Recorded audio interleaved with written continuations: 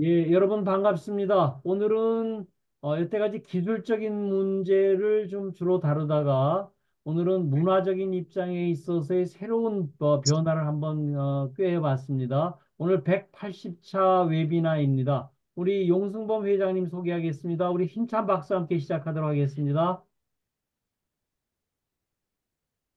자, 발표하시죠. 예, 감사합니다. 아침에 제가 준비를 좀 잘 해서 움직였어야 되는데, 그동안 줌 회의를 참석은 많이 했지만, 제가 이렇게 했던 적은 없다 보니까, 오늘 좀 많이 좀 헤맸습니다. 지금 화면 띄어진 게 보이시나요? 예, 잘 보입니다. 네. 네네. 제가 제목을 신한류 문화와 케이팝 한국이라고 했는데, 이미 우리 한류 문화와 케이팝이라고 하는 부분은 방송과 또 언론 보도에 많이 돼서 많은 분들이 알고 계시는데, 지금 뭐 1.0이다, 2.0, 3.0 이렇게 얘기를 하는데, 일단 그 기원이 어디서 시작됐고 또 1.0, 2.0, 3.0은 어떻게 가고 있는지를 조금 한번 다시 리뷰하는 마음으로 좀 말씀을 드리도록 하겠습니다. 일단 제 프로필은 이렇게 보이시는 대로 이렇게 좀 되어 있고요. 대한민국이라는 나라가 정말 특별한 나라죠. 뭐 우리들이 다 아시는 것처럼 이미 그 70년 전에 전 GNP 167개국 중에서 165등 하던 그런 아주 전쟁 직후에 아주 후진국이었었습니다. 우리 뒤에는 소말리아, 이디오피아밖에 없을 정도로 꼴찌에서 세 번 가던 그런 나라였었는데, 이디오피아는 그 강류 부대, 그 하일레 셀라시 그 황제가 호위하던 그 강류 부대를 보내가지고 6.25 때 우리를 도와주게 됐는데, 지금도 그 나라는 굉장히 후진국이지만 우리는 엄청나게 선진국이 되어 있죠.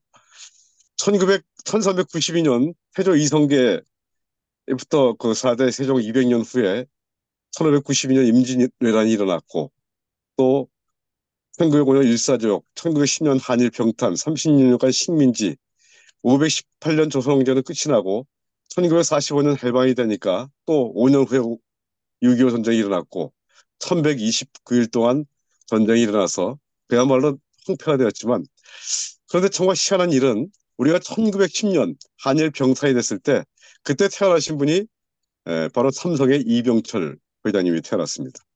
그 뒤로 5년 뒤 현대 정주영 회장이 태어나셨고 또 2년 뒤 1917년에는 박정희 전 대통령 정말 몇백 년에 한 명 태어날까 말까 했던 그런 위대한 인물이 우리나라의 가장 암흑기고 어두웠던 그런 시기에 불과 7년 사이에 다 태어났던 거죠. 그래서 1953년 휴전이 되고 35년 만에 88 올림픽 그렇게 보면 이건 참 대단한 거죠. 35년 만에 전 세계를 평화를 아우를 수 있는 동서냉전 시대에서 양쪽 다 참가했던 88 올림픽 후에 대한민국은 호황을 맞았죠. 지금 2024년이니까 벌써 이제 36년이 지났습니다. 그 휴전 후 35년과 또 올림픽 지난 후에 36년. 물론 그 올림픽 후에도 우리가 많이 발전했지만 과연 그 이전의 35년과 얼마큼 차이가 있나 한번 생각을 해볼 수가 있을 것 같습니다. 한민족의 위대성을 따지고 보면요. 우리나라가 그 전 세계 4대 문명, 이집트, 메소포타미아, 인더스 황하보다 무려 1000년 동안, 1000년이나 앞선 요아, 홍산 문명을 상존했습니다. 고조선 이래 2000년 동안 중국의 문화를 꽃피웠죠. 그래서 이제 그 결의, 단군, 이 탕그리 사상이라고 중앙아시아의 그 많이 카자흐스탄이라든지 우즈베키스탄이라든지 이 탄자가 들어가는 나라들은 거의 그 전에 고조선 단군의 그 지배 아래 있던 나라라고 우리가 저 역사적으로 살펴볼 수가 있습니다.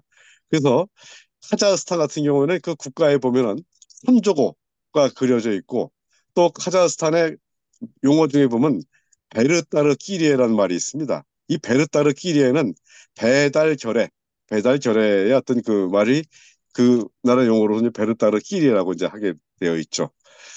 6천년 전에 세계 최고의 피라미드도 우리 동이족이 축조를 했습니다.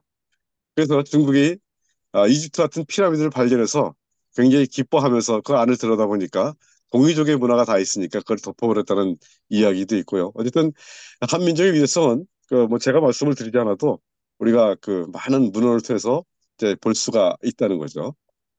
그리고 이 재미있는 이제 사진을 보여드리는데 한민족의 위대성은 어떤 종교도 들어오면 우리 것으로 화하고 또 다른 나라는 종교 때문에 100년 전쟁도 있고 하는데 우리나라는 사찰 뒤에 교회가 있고 교회 옆에 성당이 있고 아주 평화롭게 공존하는 것을 볼 수가 있겠습니다.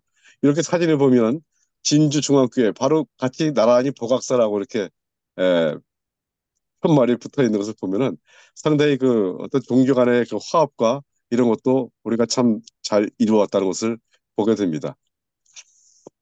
이 세상에서 숨길 수 없는 세 가지가 있다 그러죠. 재채기, 그다음에 가난, 그리고 사랑을 숨길 수 없다 그럽니다. 세상에 없는 세 가지는 또 정비공, 정답 없고 비밀 없고 공짜 없다. 되돌릴 수 없는 것 세 가지는 시간과 화살과 그다음에 우리 입 밖으로 나온 말이라고 하는데 1910년에 태어났던 이병철 회장님이 와세대 대학을 다니면서 그러다 이제 그분의 고향이 이제 경상남도 의령입니다. 고향에 와서 이제 논농사를 돕는데 논 한마지기 거기에 이렇게 벼를 심으면은 한 두 가마 정도가 나왔다릅니다.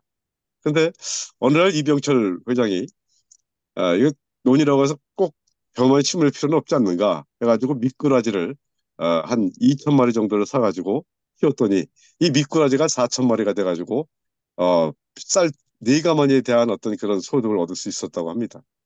그래서 이분이 또 그 다음에는 더 재미있는 실험을 했습니다.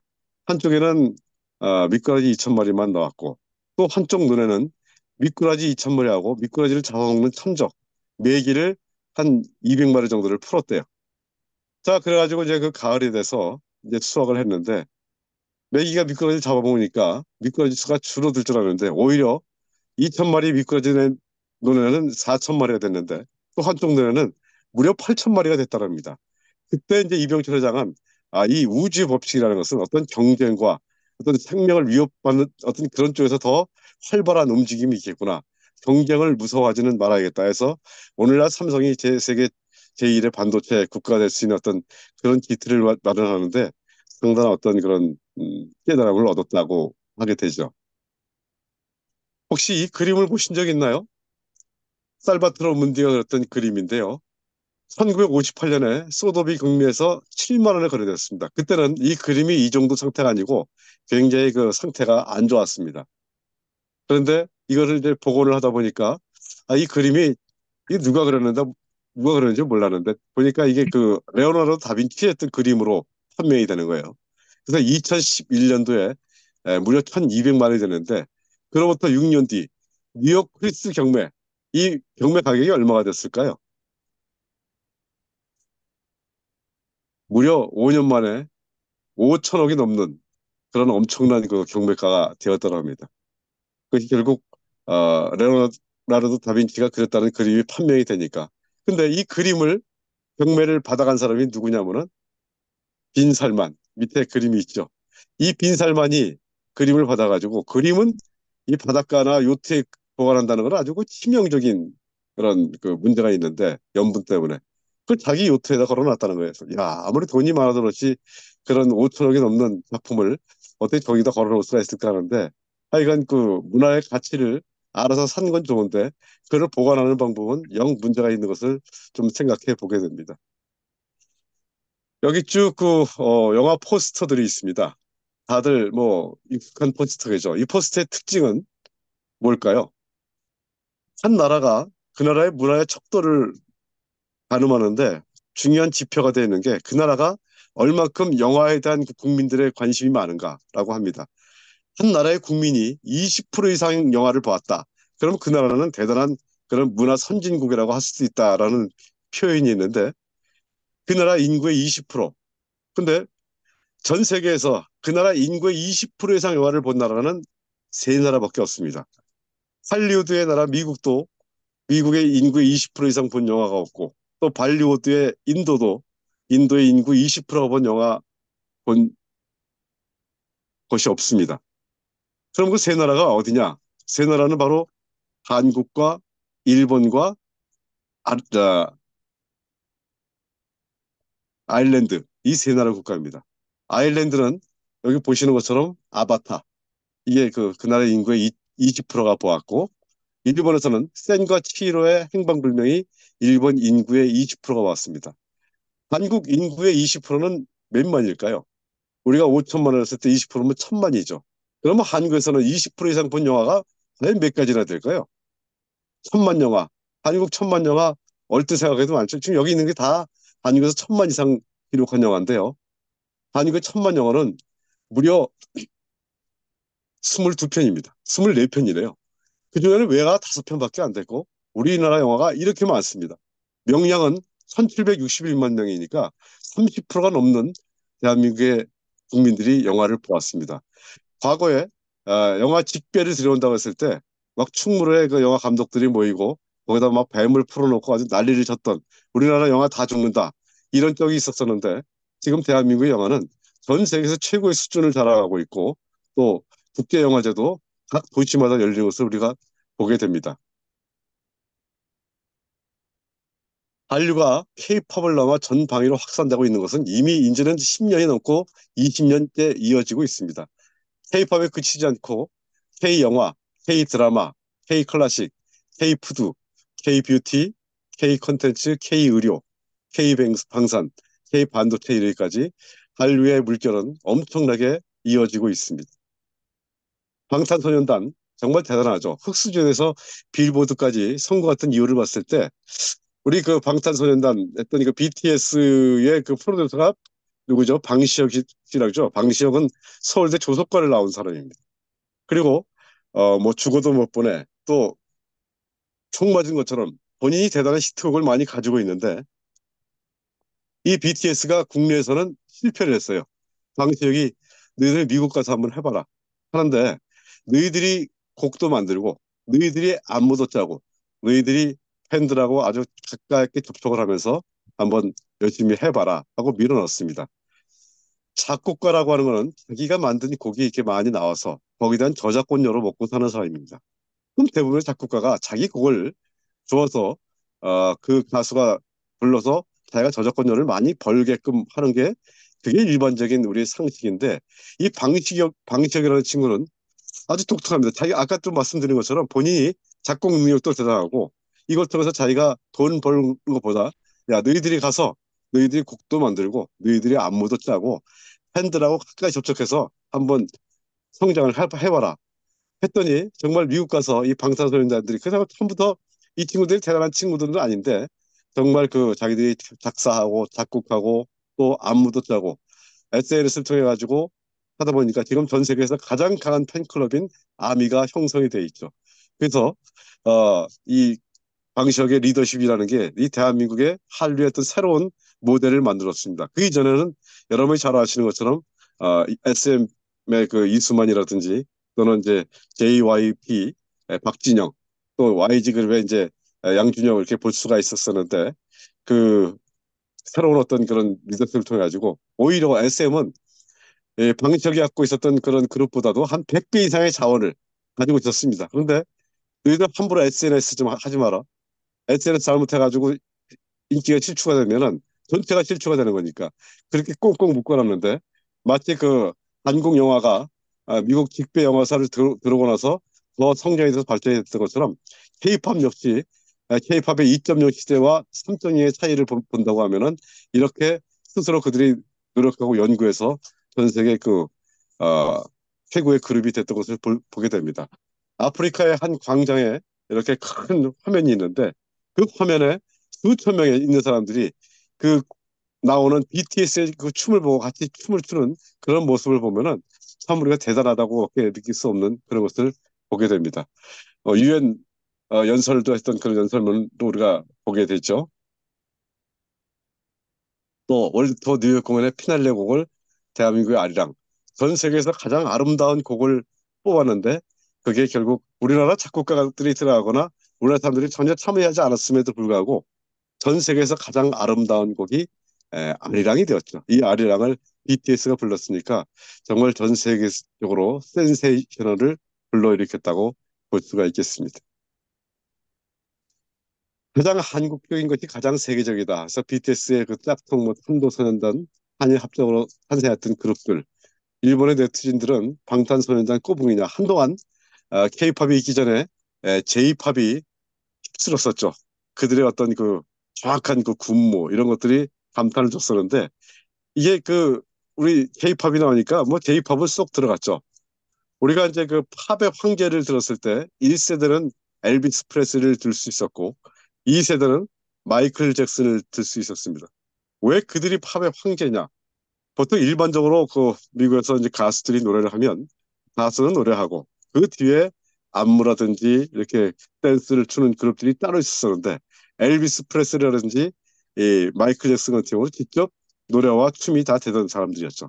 그래서 많은 이 팝의 팬들이 그들을 팝의 황제라고 일컬었었는데 대한민국의 이 K-팝 그룹들, 뭐 걸그룹이라든지 보이스 그룹이라든지 보면은 이건 뭐 춤추면서 노래하는 정도가 아니라 거의 날라다니는 수준이죠.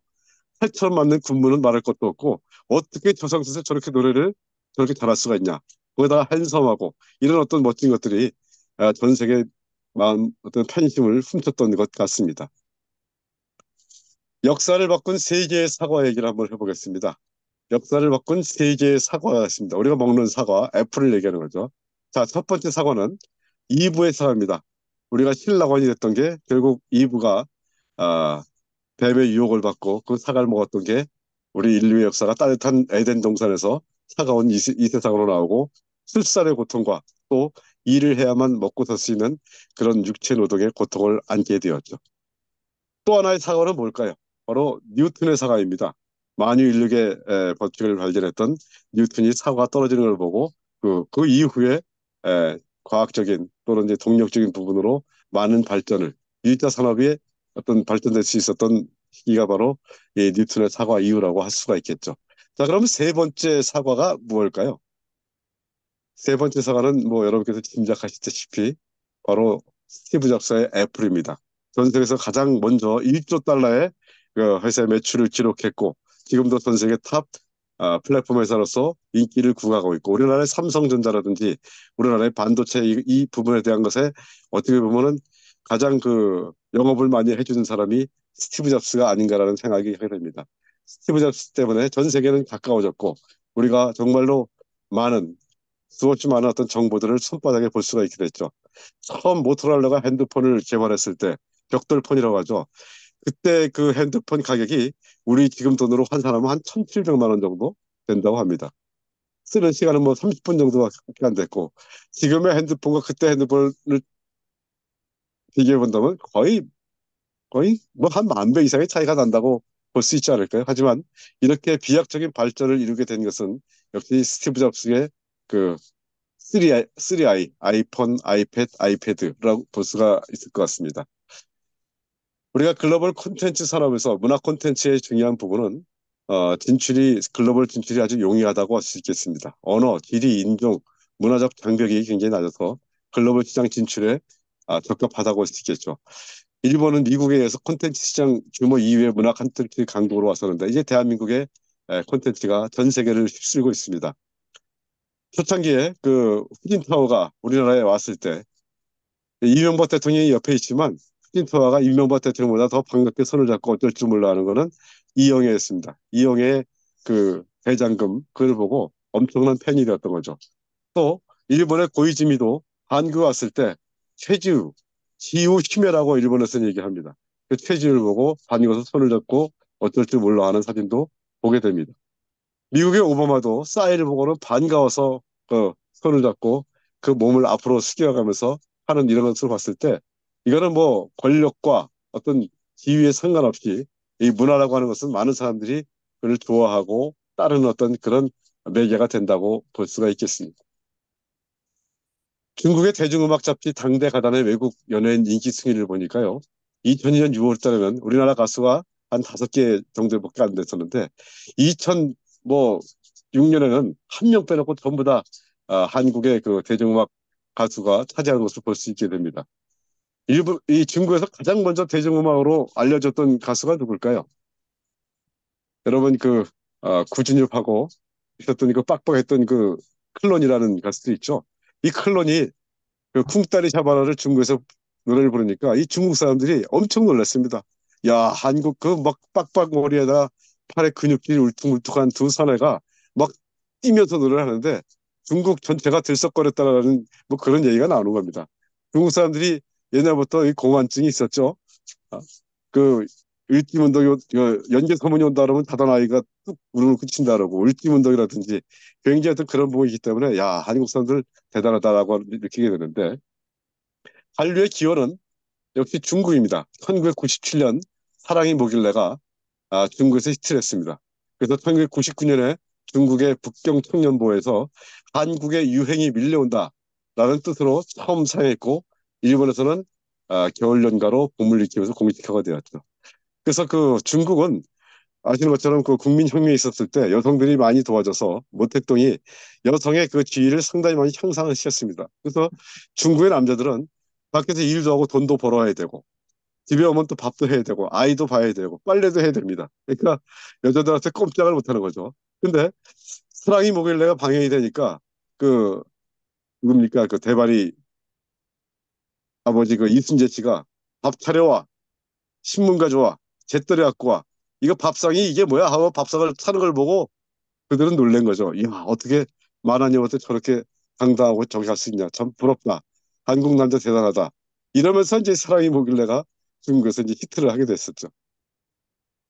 한류가 세계적으로 확장성을 가지고 뜨는 이유는 물론 방송사의 그 한류 콘텐츠에 대한 매우 높은 완성도, 기획사의 기획력, 인재 발굴, 글로벌 전략 구사, 그리고 소셜 네트워크 서비스에 대한 적극적인 활용, 한국 다음이 잘 드러나 있다고 하는 그런 부분인데요. 우리가 그 이 천마총에 있는 그림들을 보면은 그 당시 어떤 저런 색감의 그림을 저렇게 만들어 벽화에 새길 수 있을까? 그 당시 물감이 있었던 거 아니고 그거를 갈아가지고 색감을 내가지고 했는데 이 그림들에 대한 이 디자인을 가지고 걸그룹이 또 의상을 가지고 했던 것을 볼 수 있겠고 군무를 이렇게 잘하는 거는 우리나라의 농악이라든지 강강수월래 우리들은 이미 그 이런 부분들이 이 몸의 DNA가 몸속에 흐르고 있었던 겁니다. 그렇기 때문에 결국은 유튜브가 있고 이런 SNS가 되면서 전 세계적으로 자연스럽게 한국의 흥과 그 문화를 이겨나갈 수 있는 나라가 없었다고 볼 수 있겠죠. 한국의 또 정에 대한 문화, 한에 대한 문화 이것이 어떻게 보면 극과 극인데 이기적인 어떤 그 집단주의에서 정으로 또 신바람으로 어떤 그 일으키는 어떤 이런 부분이 우리나라의 어떤 그 경제 발전에서도 또 문화에서도 많이 나올 수가 있다고 볼 수 있겠습니다. 한류의 1.0 아까 말씀드린 대로 1997년부터 한 2005년까지 드라마와 영화로 한류의 1.0은 시작됐습니다. 근데 이 한류의 1.0은 아시아 밖을 벗어나지 못했어요. 중국 북경 청년부의 한류전 연기사 드라마 사랑이 뭐길래 우리 대발의 아버지 또 최민수 하이라 이렇게 나오는 걸 보게 되었죠. 그런데 2002년도는 우리가 어떤 해로 기억할 수 있나요? 한일 월드컵이 이뤘던 해입니다. 2002년 한일 월드컵이 시작이 되는데 당시 일본이 훨씬 먼저 월드컵을 신청해 놓고 있었고 당연히 자기들이 그 단독 유치할 줄 알았는데 자기들보다 뒤늦게 뛰어나던 한국이 무서운 기세로 쫓아오니까 이거 잘못하면 뺏기겠다. 그래서 부랴부랴 공동 개최로 수정해가지고 공동 개최를 하게 됐습니다. 놀란 일본이 아니 한국이 언제 저렇게 발전을 했냐? 우리 이거 식민지 국가였던 나라 아니냐? 한국을 좀 연구해야 되니까 한국에 뭐 드라마 좀 하나 좀 해봐라. 그래서 NHK가 이 겨울 연가를 들어서 방영을 했습니다. 겨울 연가가 방영이 되니까 일본 전역이 난리가 났습니다. 여러분 잘 아시는 윤사마, 배용준. 일본 여성의 20대, 30대, 40대, 50대, 60대, 70대까지 많은 여성들이 이 윤사마를 보고 야, 일본에 아무리 눈 씻고 찾아봐도 이런 남자 없다.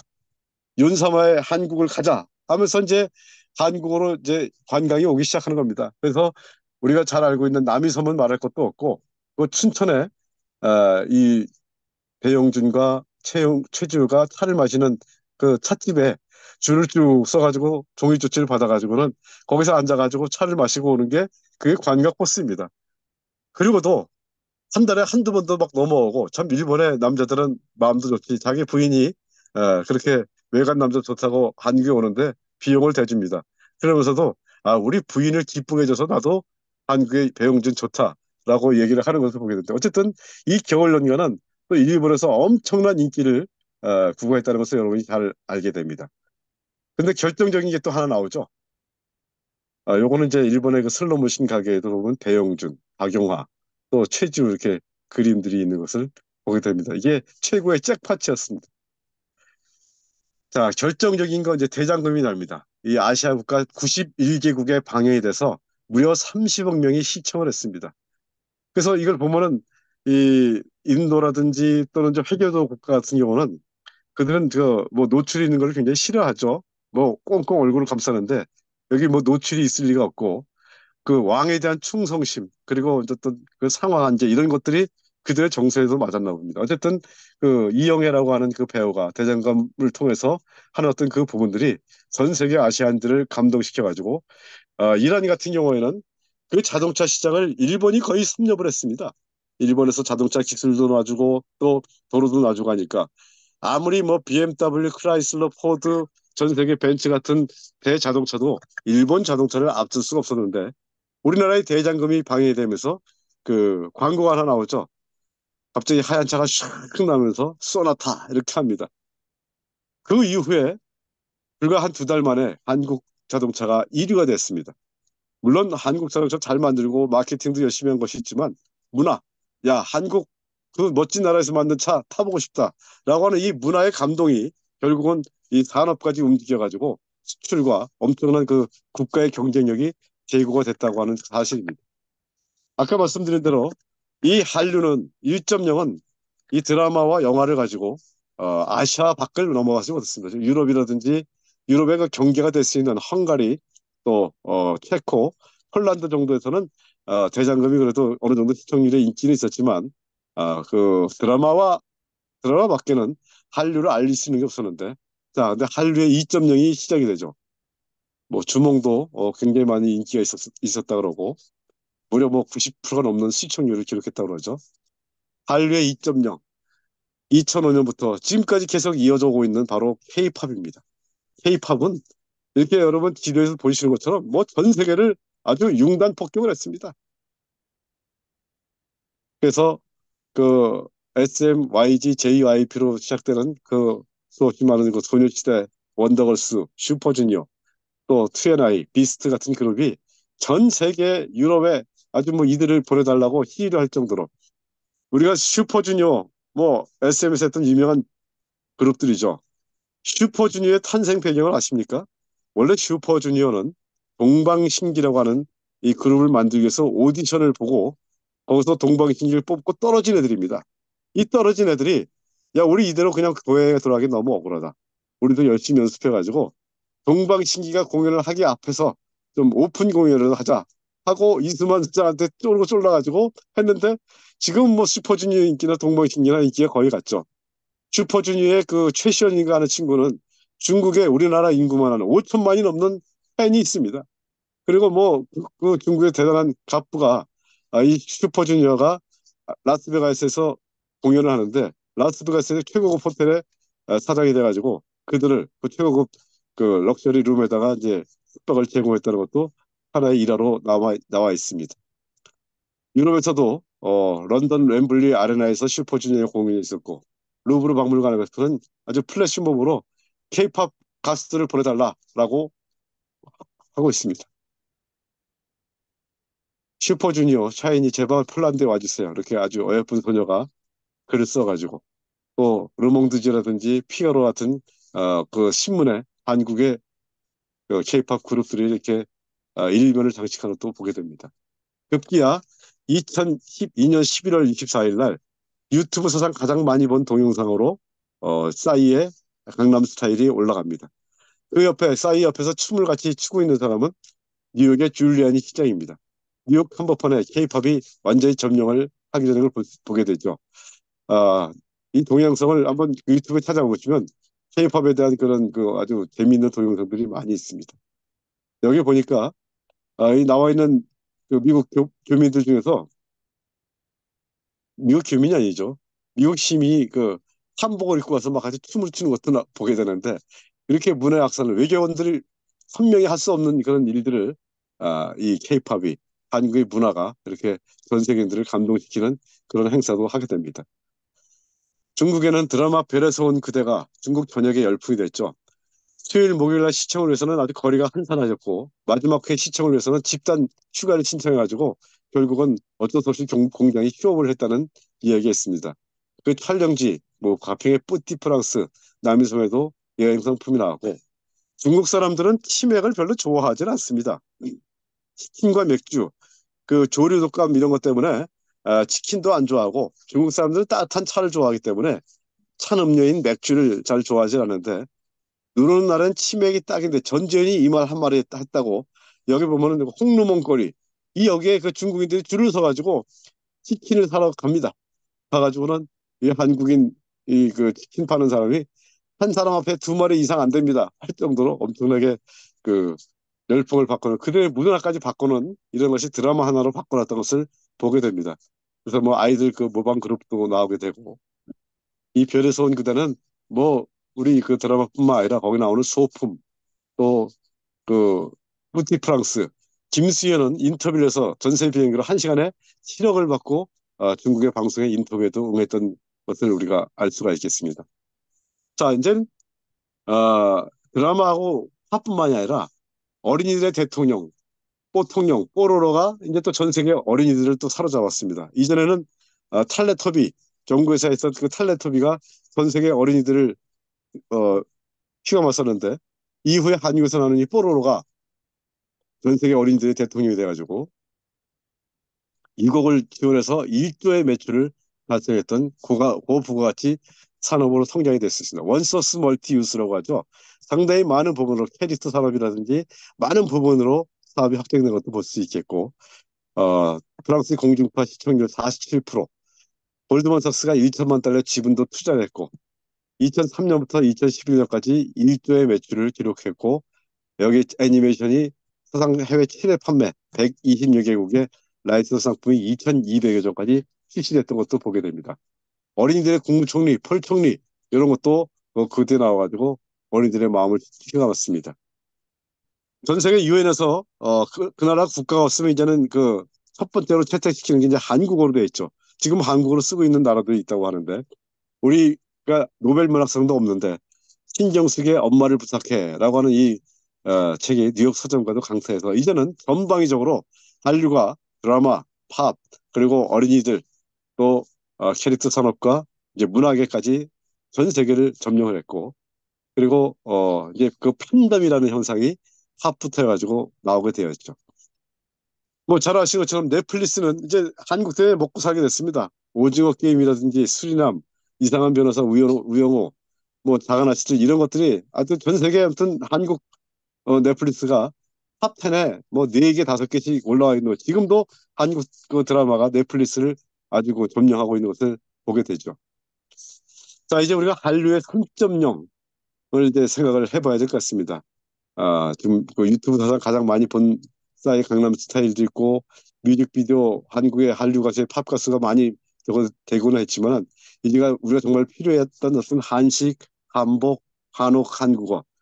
일본은 그들이 그 전 세계 자랑할 만한 문화 뭐 가부키라는 거 복잡하고 그 가부키를 아무리 자기들이 잘한다 하더라도 전 세계인들의 마음을 끌어올 수가 없는 그런 보입니다.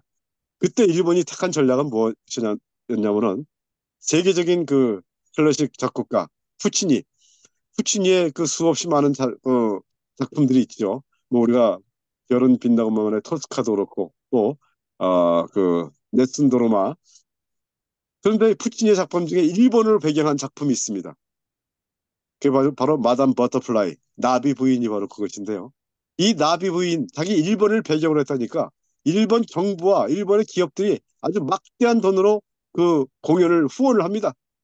막대한 돈을 후원하는데 만약에 우리나라에 있었으면 우리 절대로 안 했을 겁니다. 왜냐면 그 나비 부인의 내용이 뭐냐면 2차 대전 당시에 그 미군 해군 장교가 이제 일본에 와가지고 일본의 게이샤 기생과 사랑을 나누다가 이제 미국으로 건너갑니다. 이 게이샤는 미군과의 사이에서 아이를 낳게 됩니다. 태평양을 바라보면서 어떤 개인 날 자기 아이의 아빠가 돌아오는 날을 기약하고 기다리면서 그리워하는 그런 노래를 부르는데 이 해군 장교가 드디어 다시 일본에 왔습니다. 왔는데 금발의 멋진 애인을 데리고 왔습니다. 그랬더니 이 여자는 아이를 다른 편에서 보내고 여자는 칼로 할복 자살하는 그런 내용입니다.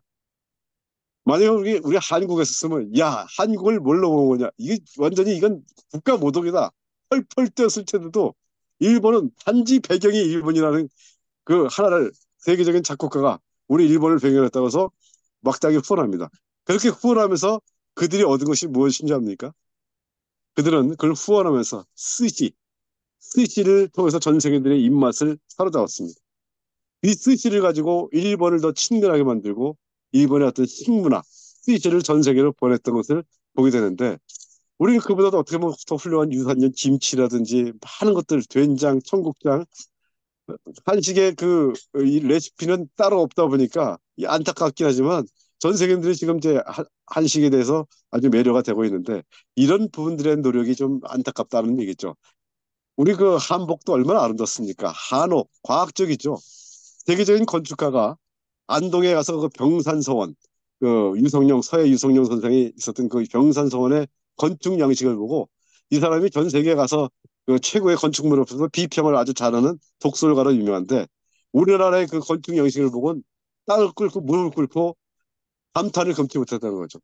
이 자연과 이런 배경이 너무나 잘 어우러지는 반듯반듯한 게 아니라 그 병산선에 있는 그 기둥들을 보면 아주 그대로 휘어진 채 그리고 주축들도 그 울퉁불퉁한 것도 기가 막히게 맞춰가지고 그 조화를 이루게 되는 그런 것을 보게 되면서 어쨌든 이런 부분들이 모든 부분들이 아직도 우리가 그 한류 3.0으로 세계인에게 소개되지 않은 부분들이 참 많이 있다는 것을 보게 됩니다. 이제 그 세계로 웅대하게 뻗어나가는 그 한류의 그 디지털 로드, 동서양을 이어줬던 실크로드가 이제 세계는 모든 길은 로마로 통한다는데 이제 모든 문화는 한류로 통한다라고 할 수 있을 만큼의 대단한 부분을 가지고 있습니다.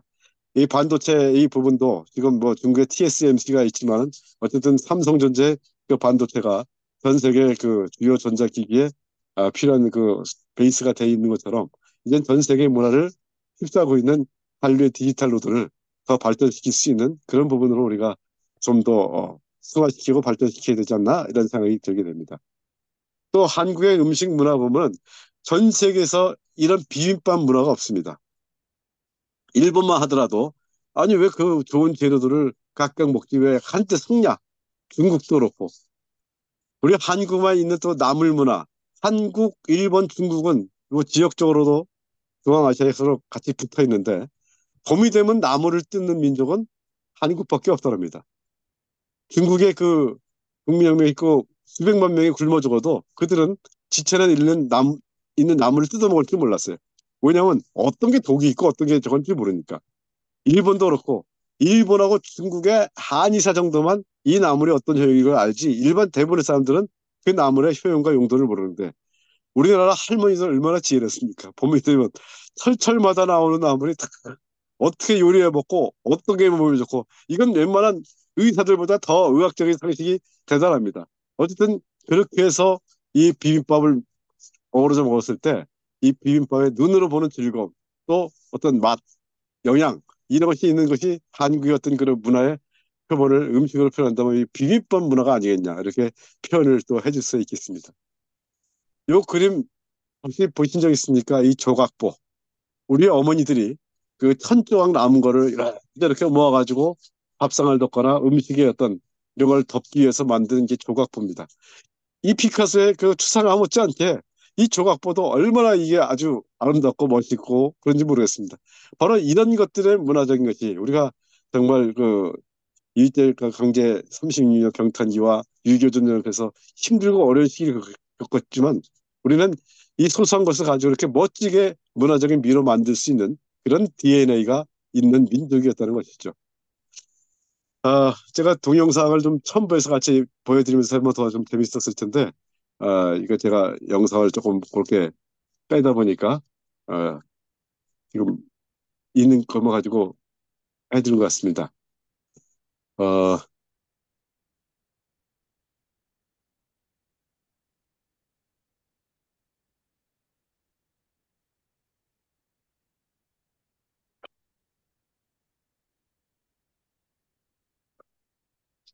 예, 이거 지금 진작에 미리 준비했다면 좀 영상을 몇 가지 보면서 얘기했으면 좀 이해가 좀 빨랐을 텐데 제가 영상을 좀 첨부를 못해서 한류 K-팝 3.0에 대한 어떤 강의를 여기서 좀 마무리 좀 해야 될 것 같습니다. 어쨌든 문화라고 하는 것은 우리가 그 경제 생활을 하는 이유가 좀 더 윤택하고 문화라고 하는 부분은 우리에게 감동을 주고 일찍이 김구 선생도 그런 얘기를 했죠. 나는 대한민국이 세계 최대의 어떤 그런 강국으로 있는 것보다 문화 강국이 되었으면 좋겠다. 문화라고 하는 것은 나 자신을 감동시킬 뿐만 아니라 나아가서 어, 다른 사람에게도 기쁨과 행복을 주기 때문이다라고 이제 얘기를 했는데 그 문화가 그냥 어떤 그 사치로만 생각했던 그런 부분이 이제는 대한민국이 어떤 것을 드러내도 전 세계인들을 감동시킬 수 있고 역동적이고 우리 문화를 따라올 수 있는 그런 나라가 참 찾아보기 힘들다라는 생각을 하게 됩니다. 이번에도 지금 뭐 한일 그 가왕인가 그 MBN에서 하고 있는 전 세계적으로 유일하게 그런 물론 뭐 세계적인 그런 뭐 팝송 그 경연 페스티벌이 있었지만 한 장르를 가지고 이렇게 에, 예선을 거쳐가지고 했던 것은 처음이라고 할 수 있는데 그 일본 애들이 한 어떤 엔카의 어떤 그 감동도 있지만 벌써 비교해 보니까 우리는 거기 우승자 같은 애들이 우리는 아주 뒤편이죠 널렸죠. 심지어 뭐 10살도 안 된 아이들이 어떻게 저런 그 감정을 가지고 노래를 할 수 있을까 정도의 어떤 그런 것들이 우리 몸속의 DNA는 이미 5천 년부터 우리가 홍익인간, 널리 세상을 이롭게 한다는 어떤 홍익인간의 전신, 또 홍산 문명, 요하 문명을 했던 그런 일찍이 동이족 전 우리 아시아뿐만 아니라 세계를 다스렸던 그런 그 DNA가 마치 토인비의 그 역사는 돌고 돈다는 어떤 그런 얘기가 발현이 돼서 이제는 전 세계 우뚝 설 수 있는 그런 나라의 중심이 되어가고 있는 것이 아닌가 생각이 듭니다.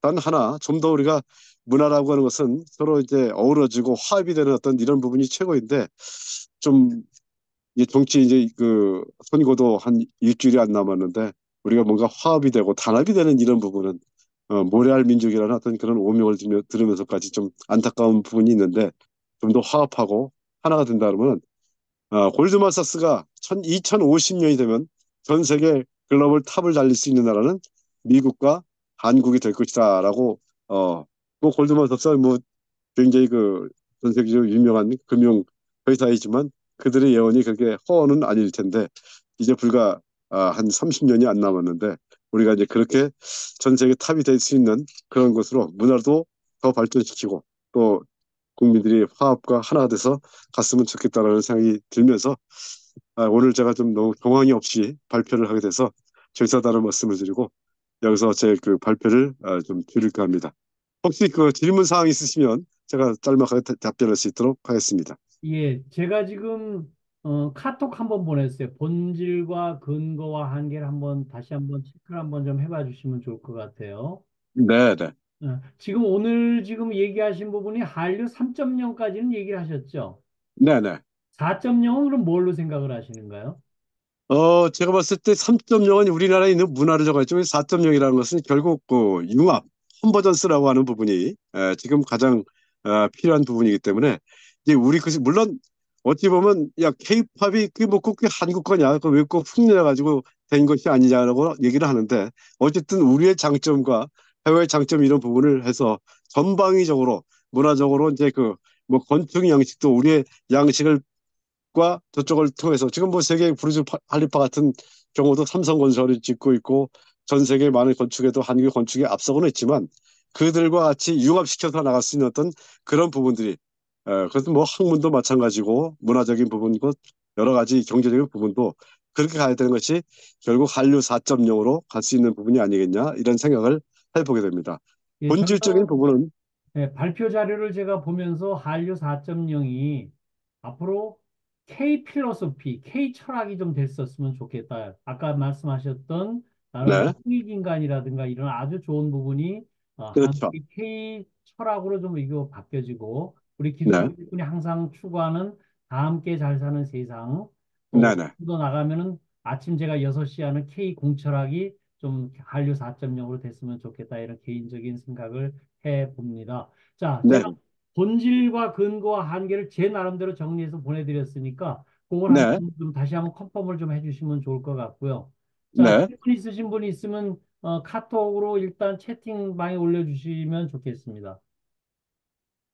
예, 우리 그 정구철 회장님이 말씀하신 대로 우리 그 본질이 한류의 어떤 지속적인 발전과 비즈니스 모델화될 수 있는 어떤 부분들 그리고 이 근거가 아까 제가 쭉 말씀드렸던 우리가 뭐 K컬처의 K팝이라든지 드라마라든지 영화라든지 이런 근거를 우리가 이미 입증을 볼 수가 있었고 단지 그 한계는 많은 국민들이 그래도 아직까지 우리 역사에 대한 문화 인식과 자긍심이 좀 부족하다라는 부분 그리고 이제 K 필로소피 이런 부분은 그 우리가 홍익 인간을 통해서 이미 홍익 인간에 대한 이 정신만큼 세계적으로 가장 어, 훌륭한 정신이 없다라고 볼 수 있는데 우리나라 사람들이 가장 존경하는 인물이 공통적으로 뭐 세종대왕과 또 이순신 장군입니다.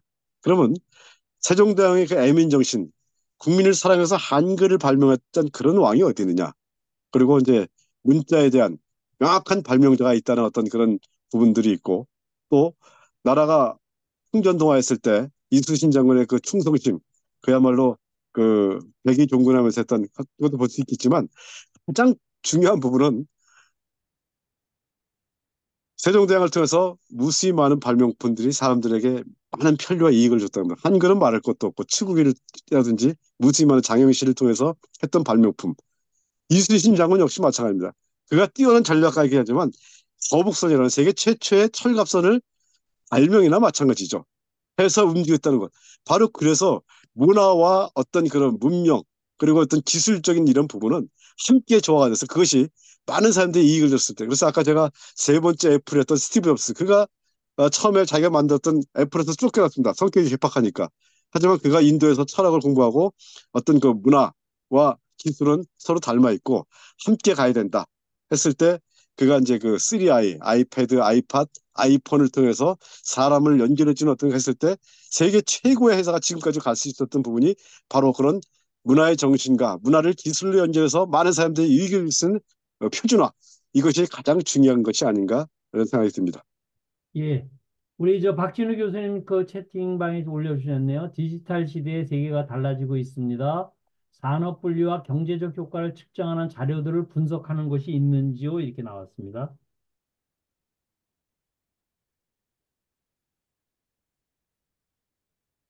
우리 저기 박진우 교수님이 좀 보충 설명을 좀 한번 해주시죠, 뭐.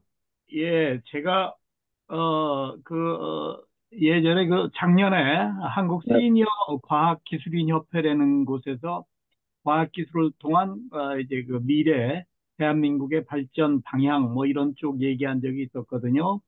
그때 제가 엔터테인먼트 산업 분야에 대해서 자료를 좀 모아봤는데 한국문화진흥원이 되는 데서 뭐 이게 지금 문화산업을 분류하는 게 조금 있는데 약간 뭔가 좀 분류 측면에서 딴 산업하고 비교했을 때 반도체 산업이나 뭐 이런 거 비교했을 때 조금 더 분류가 세분화되고 또 잘 돼야 되지 않을까 그 지역별로 뭐 이런 생각을 했거든요. 그래서 혹시 그런 자료들을 분석하고 계신지 학교에서 이제 문화 엔터테인먼트 이쪽 강의를 하고 계시니까 그게 제 질문 요점입니다.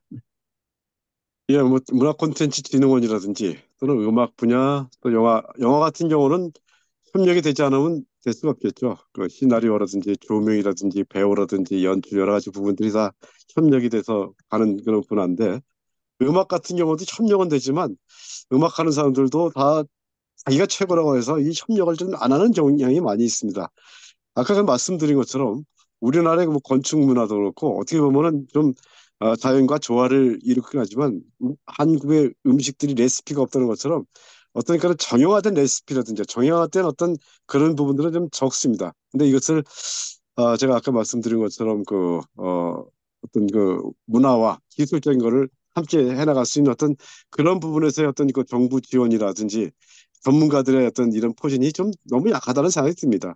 그래서 케이팝도 뭐 한국의 어떤 그 정부 지원이라든지 기업 지원보다도 그냥 자체적으로 우리들이 해서 나가서 케이팝의 분위기 붐을 조성했던 것 같은데 일본은 그 문화청 같은 데서 정말 그 어떻게 해서 어떻게든지 그 문화를 발전시키는 걸로 굉장히 애를 많이 쓰고 있는데 아직까지도 대한민국의 문화체육부, 문화관광부 같은 경우에는 누군가 했을 때 그걸 글로 갖고 와라, 뭔가 문을 갖고 와라. 이 사람들이 그걸 만들 줄 모르거든요. 그래서 그런 부분들이 조금 아쉬움이 있고 이게 좀 조화롭게 좀 가야 되는 어떤 부분에 좀 더 좀 전문가들을 국가에서도 좀 신경 쓰고 양성을 하고 그걸 네, 통해서 만들어야 되지 않겠나 생각이 듭니다. 정 예, 교수님이 그런 과제를 좀 제안해가지고 관심 있는 네네. 사람 모아서 네. 이런 분류법도 만들고 이게 어떻게 변화하는지 그런 거 추적해도 좋을 것 같은 생각이 듭니다.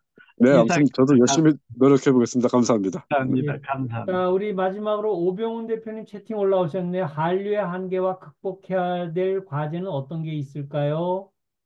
지속적 한류 발전을 위한 방향 모색 차원입니다. 이렇게 얘기 나왔어요.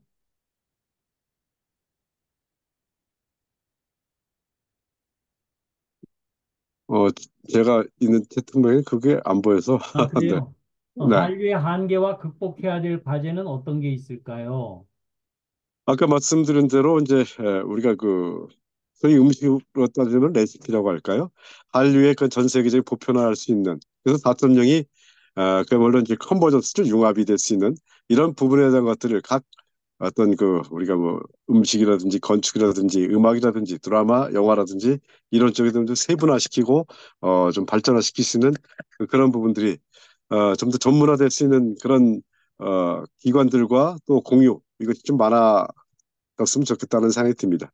그러니까 K컬처의 표준화를 이제 얘기를 해주셨어요. 결국은 기술의 표준화뿐만이 아니고 문화도 많이 표준화될 수 있었으면 좋겠다 이런 생각을 합니다. 이제 네, 마지막으로 제가 지속적 한리의 발전을 위한 방향 모색 차원에서 얘기를 해주셨다고 그랬는데 저는 이제 이 오늘 발표를 보면서 K 철학 부분이 홍익인간으로 좀 퍼져나갈 수 있다 그러면 이건 세상의 사람들의 마음을 전부 잡을 수 있는 일시적인 부분이 아니고 다 함께 잘 살 수 있는 세상을 만든다. 기술 독립군의 방향하고도 맞을 것 같아서 그런 부분을 저 개인적으로 해봤습니다. 오늘 그 본질과 근거와 한계는 제가 다시 올려드려서 이런 부분을 항상 보면서 우리 홈페이지에다 이 부분을 다 올리거든요. 그럼 홈페이지 네, 가서 보더라도 그 한 시간짜리 안 보더라도 요거 본질 근거 한계만 보면은 문화와 관련 한류 얘기는 우리 용승범 회장님한테 그냥 연락이 가는 거예요. 이게 허브가 네, 각 부분에 허브가 있어야 된다. 그래서 네, 우리 제 배경 뒤에 있는 기술 독립군 그 화면이 테크 오케스트라거든요. 네, 네. 그래서 그 전부 다가 지휘자가 우리 전부 한 사람 한 사람이 자기 분야의 지휘자가 됐으면 좋겠다 이런 비전을 가지고서 오늘 180차를 마치도록 하겠습니다. 오늘 발표해 주신 용승범 회장님께 큰 박수 함께 끝내도록 하겠습니다. 감사합니다.